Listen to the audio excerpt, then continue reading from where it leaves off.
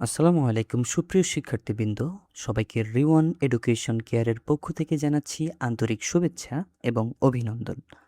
আজকের আমাদের আলোচ্য বিষয় হচ্ছে প্রেজেন্ট পারফেক্ট টেন্স। তাহলে চলুন শুরু করা যাক। আচ্ছা বলুন তো প্রেজেন্ট পারফেক্ট টেন্স কাকে বলে? যদি বলি প্রেজেন্ট পারফেক্ট টেন্স কাকে বলে, সেক্ষেত্রে আমরা বলতে পারি যে কাজ অতীতে শুরু হয়েছে কিন্তু তার ফল এখনও বর্তমানের সাথে সম্পর্কিত তাকে প্রেজেন্ট পারফেক্ট টেন্স বলে।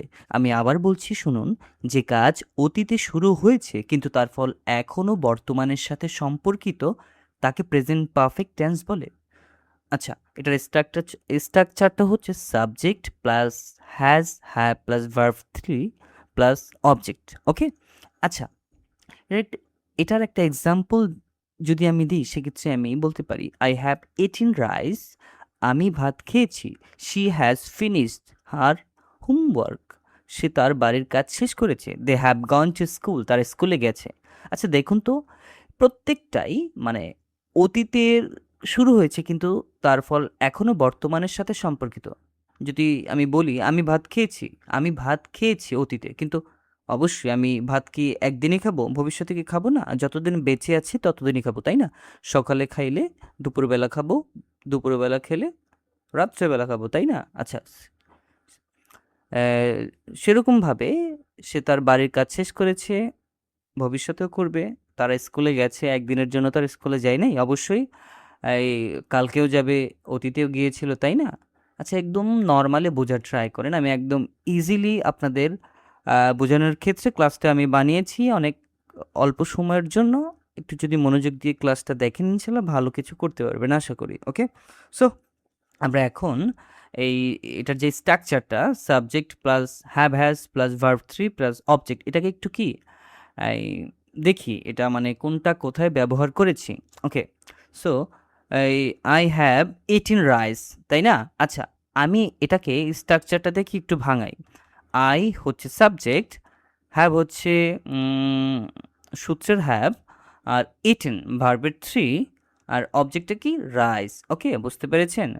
তেমনিভাবে she has finished her homework. Okay, so she হচ্ছে সাবজেক্ট, হ্যাজ হচ্ছে সূত্রের হ্যাজ, ফিনিশড এটা হচ্ছে ভার্বের থ্রি, অবজেক্টটা কি হার হোমওয়ার্ক। ওকে, বুঝতে পেরেছেন? যদি আপনারা না বুঝে থাকেন, সেক্ষেত্রে আপনারা আমাকে ফোন মেসেজ করতে পারেন, নো প্রবলেম। ওকে, আচ্ছা, সো দেখুন আমি প্রেজেন্ট পারফেক্ট টেন্সটাকেই আমরা যদি পজিটিভ সেন্টেন্সের ক্ষেত্রে ব্যবহার করি, আমরা এই স্ট্রাকচারটা ব্যবহার করি। আচ্ছা, এটাকে তো বুঝাইলামই। দেন নেগেটিভ সেন্টেন্স করার ক্ষেত্রে আমরা subject plus have has plus not plus verb three plus object. দেখুন আমি এখানে আমরা নেগেটিভ করার ক্ষেত্রে আমি এটাকে কি একটা নট ব্যবহার করেছি।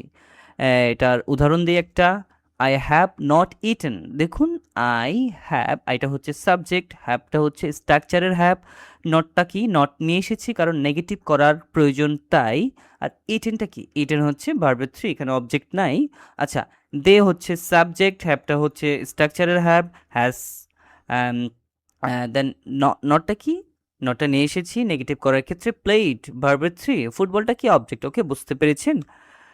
ইন্টারগেটিভ সেন্টেন্স করার ক্ষেত্রে have has plus subject plus verb three plus object. দেখুন have you finish the work. দেখুন প্রত্যেকটাই সূত্র মানে কি স্ট্রাকচারগুলো কি আমি যেমনিভাবে সাজিয়েছি তেমনিভাবে কি আমি আপনাদেরকে বুঝিয়ে দিয়েছি। যেমন হ্যাভটা হচ্ছে সূত্রের হ্যাভ, ইউটা কি সাবজেক্ট, ভার্বের থ্রি কি ফিনিশ, দ্য দ্য ওয়ার্ক কি object. Okay, has he gone home. Okay, so আপনারা যদি না বুঝে থাকেন সেক্ষেত্রে আমাকে মেসেজ করতে পারেন, নো প্রবলেম। ওকে, সো আমি এটা দিয়েছি। এর পাশাপাশি আমি positive sentence, negative sentence, interrogative সেন্টেন্সের তিনটে প্র্যাকটিস দিয়ে দিয়েছি। দেখুন আই হ্যাভ ইটেন রাইস, আমি ভাত খেয়েছি। দেখুন আইটা হচ্ছে সাবজেক্ট, হ্যাভটা হচ্ছে কি সূত্রের হ্যাভ, ইটেন ভার্বের থ্রি, রাইসটা কি অবজেক্ট। সো এভাবেই আপনার প্রত্যেকটা প্রশ্ন বা প্রত্যেকটা এই যে 10টা করে দিয়েছি, প্রত্যেকটা যদি একটু ভালো মতন খেয়াল করেন সেক্ষেত্রে আপনারা খুব ইজিলি বিষয়টাকে বুঝতে পারবেন এবং আপনারা বিভিন্ন শব্দ মেকিং করতে পারবেন। ওকে, সো আমি আশা করছি আপনারা আমার ক্লাসটা বুঝতে পেরেছেন। আর দুঃখিত যদি না বুঝতে পারেন সেক্ষেত্রে আপনারা আমাকে কমেন্ট করতে পারেন, মেসেজ করতে পারেন। ধন্যবাদ। আজকে এই পর্যন্তই। আসসালামু আলাইকুম।